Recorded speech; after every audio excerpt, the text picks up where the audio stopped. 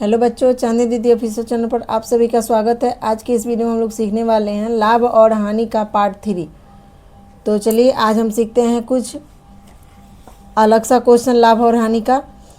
तो देखिए, लाभ और हानि निकालना तो आप लोगों ने कल की वीडियो में सीख लिया पार्ट 2 में। जिन लोगों ने नहीं देखा होगा वो लोग जाके पार्ट 2 देख लेंगे। पार्ट 2 में हमने आगे जो पहले इसका है क्वेश्चन वो हमने समझा दिया है। लेकिन लाभ प्रतिशत और हानि प्रतिशत कैसे निकालते हैं आज इस वीडियो में बहुत ही आसान तरीके से समझेंगे, सीखेंगे। तो चलिए बने रहिए हमारे साथ वीडियो में। और वीडियो पसंद आएगा तो लाइक कीजिएगा, शेयर कीजिएगा, कमेंट कीजिएगा और चैनल को ज़रूर से ज़रूर सब्सक्राइब कीजिएगा। तो चलिए देख लेते हैं। क्वेश्चन है, क्रय मूल्य 100 रुपया है, विक्रय मूल्य 200 रुपया है, तो लाभ या हानि प्रतिशत निकालें। यानी क्रय मूल्य दिया है आपको 100 रुपया, विक्रय मूल्य दिया है 200 रुपया। और आपको देखिए ये क्लियर नहीं किया है कि लाभ प्रतिशत आपको निकालना है कि हानि प्रतिशत निकालना है। इस क्वेश्चन को देख के, ये जो मान दिया है इसको देख के आपको पता करना है कि आपको लाभ प्रतिशत निकालना है कि हानि प्रतिशत निकालना है। तो चलिए हम पता लगा लेते हैं कि क्या निकालना है हमें। तो हल कर लेंगे यहाँ पे। तो देखिए क्रय मूल्य को हम क्या लिखते हैं, CP, और विक्रय मूल्य को क्या लिखते हैं, SP। तो अब देखिए CP कितना है 100 और SP कितना है 200। तो इन दोनों में कौन सा बड़ा है, तो SP बड़ा है, तो इसकी तरफ मुंह खोल देंगे, यानी इसको बड़ा दिखाएंगे कि ये बड़ा है। अब बताइए कि जब विक्रय मूल्य बड़ा है और क्रय मूल्य छोटा है तो उस स्थिति में क्या होगा, लाभ होगा कि हानि होगा, लाभ होगा कि हानि होगा, तो लाभ होगा। तो इस क्वेश्चन में जब लाभ होगा तो हम लाभ प्रतिशत निकालेंगे। अगर इसमें क्लियर कर दिया होता कि लाभ प्रतिशत निकाले चाहे हानि प्रतिशत, तो ये काम आपको नहीं करना पड़ता, आप डायरेक्ट लाभ प्रतिशत और हानि प्रतिशत कोई निकाल सकते थे। ठीक है, तो इसमें हमने समझा दिया आपको कि इन दोनों में कौन सा बड़ा है, तो ये विक्रय मूल्य, तो लाभ प्रतिशत निकालेंगे। तो यहाँ पे लिखेंगे लाभ प्रतिशत का फॉर्मूला, लाभ प्रतिशत बराबर होता है। और एक बात देखिएगा कि लाभ प्रतिशत निकालिए चाहे हानि प्रतिशत निकालिए, दोनों ही क्रय मूल्य से निकलता है। किससे निकलता है, क्रय मूल्य से निकलता है। तो लाभ प्रतिशत बराबर होता है लाभ बटा सॉरी यहाँ पे थोड़ा सा मिस्टेक हुआ, यहाँ पे पहले हमको लाभ निकालना होगा। तो लाभ बराबर होता है, लाभ बराबर बराबर होता है विक्रय मूल्य माइनस क्रय मूल्य। तो विक्रय मूल्य अपने कितना है 200 माइनस 100, 200 में से 100 घटाएंगे तो क्या बचेगा 100, यानी 100 रुपये का क्या हुआ, लाभ हुआ। तो यहाँ पे हम फॉर्मूला लिख लेंगे लाभ बटा क्या, क्रय मूल्य, लाभ बटा क्रय मूल्य और गुना में 100। अब आप लोग सोच रहे होंगे कि ये गुना में हमने 100 क्यों लिखा है। तो गुना में 100 इसलिए लिखा गया है क्योंकि इसका प्रतिशत निकालना है, इस क्वेश्चन का प्रतिशत निकालना है, इसलिए हमने गुना में 100 लगाया।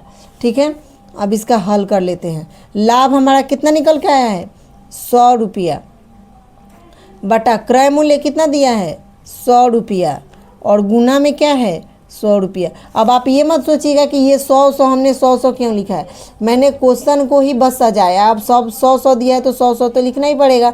तो इसलिए लाभ हमारा निकल के आया 100 रुपया, ये लिखे, क्रय मूल्य 100 रुपया दिया है वो लिखे, और लाभ हमारा सॉरी यहाँ पे गुना में 100 है तो 100 लिखेंगे।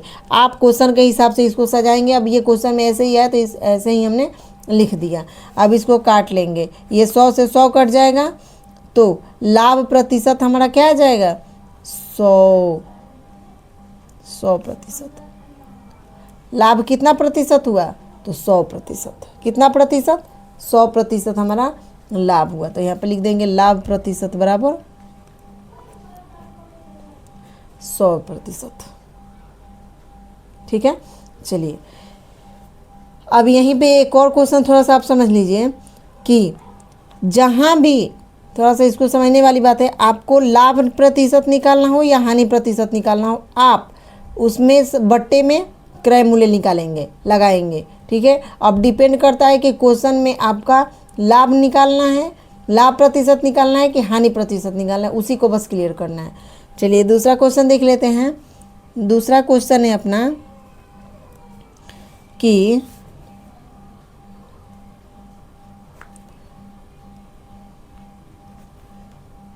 क्रय मूल्य 50 रुपये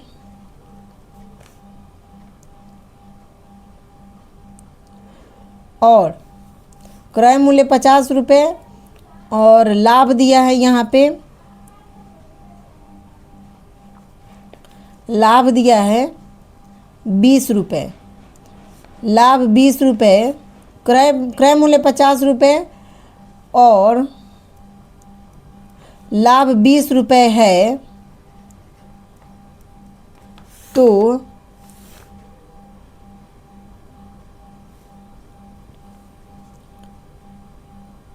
विक्रय मूल्य निकालें।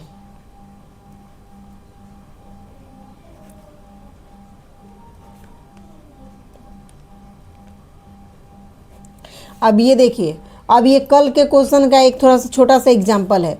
अब हम देख रहे हैं कि आप लोगों को ये क्वेश्चन ये याद है कि नहीं है, तो देख लीजिए। तो क्रय मूल्य इतना दिया है 50 रुपये, लाभ दिया है 20 रुपये, निकालना है हमें विक्रय मूल्य। तो यहाँ पे लिखेंगे विक्रय मूल्य बराबर, विक्रय मूल्य बराबर, विक्रय मूल्य बराबर क्या होता है, क्रय मूल्य प्लस लाभ, क्रय मूल्य प्लस लाभ। क्रय मूल्य कितना है 50 प्लस 20, यानी विक्रय मूल्य क्या आया 70 रुपये। तो ये कल का एक क्वेश्चन था रिवीजन। चलिए अब देख लेते हैं हानि प्रतिशत कैसे निकालेंगे। तो चलिए मान लीजिए कि एक क्वेश्चन दिया है आपको, क्वेश्चन से ही एग्जाम्पल से ही आपको पूरा समझा देंगे, क्लियर कर देंगे पूरा। क्वेश्चन है कि क्रय मूल्य 70 रुपये और विक्रय मूल्य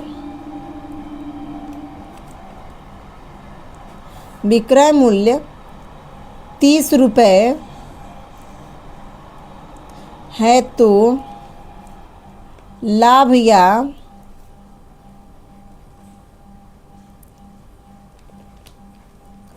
हानि प्रतिशत निकालें। चलिए तो देख लेते हैं इसका हल।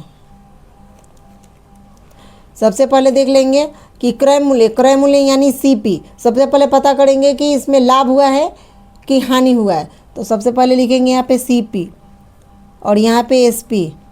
आप बताइए कि सीपी 70 है और एसपी कितना है 30 है, तो इन दोनों में कौन सा बड़ा है, तो हमारा सीपी बड़ा है, ये बड़ा ये छोटा है। आप बताइए कि जब क्रय मूल्य हमने किसी सामान को ज़्यादा दाम में खरीदा और कम दाम में बेचा, तो उस स्थिति में हमको क्या होगा, हानि होगा। जब तक हानि निकालेंगे नहीं तब तक हम हानि प्रतिशत कैसे निकालेंगे। तो सबसे पहले हम निकाल लेते हैं हानि। हानि बराबर होता है, हानि बराबर होता है क्रय मूल्य माइनस विक्रय मूल्य।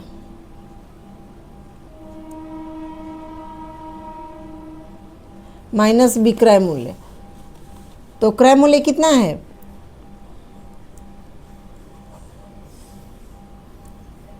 हानि बराबर क्रय मूल्य है 70 और विक्रय मूल्य है 30, तो हानि बराबर क्या हो जाएगा 40 रुपये। हानि हमारा निकल गया। अब हम निकालेंगे हानि प्रतिशत, इसलिए हानि प्रतिशत बराबर होता है हानि बट्टा क्रय मूल्य गुना में 100। हानि कितना आया 40, 40 बटा क्रय मूल्य कितना है 70 गुना में 100। ये एक जीरो से एक जीरो कट गया। अब गुना कर देंगे, ऊपर का ऊपर नीचे का नीचे। 4 में 100 से गुना करेंगे तो 400 हो जाएगा। अब बट्टा में 7। अब इसको चाहे तो आप इतना प्रतिशत भी लिख सकते हैं, नहीं तो आप भाग दे लेंगे। तो चलिए भाग दे के देख लेते हैं। 7 से ऐसे भाग दे लेते हैं, 7 से भाग देंगे 400 में। 7 के पहाड़े में 400 नहीं आएगा तो 40 तो आएगा, 40 का लघु भी तो आएगा। तो 40, 7 चौक 28, 7 पचे 35, 7 पचे 35, यहाँ पर लिख देंगे 35। 10 में से 5 जाएगा 5, और ये यहाँ पे एक हार्सिन दे दिया तो ये 3 3 3 कैंसिल हो जाएगा, यहाँ पे 0 उतरेगा।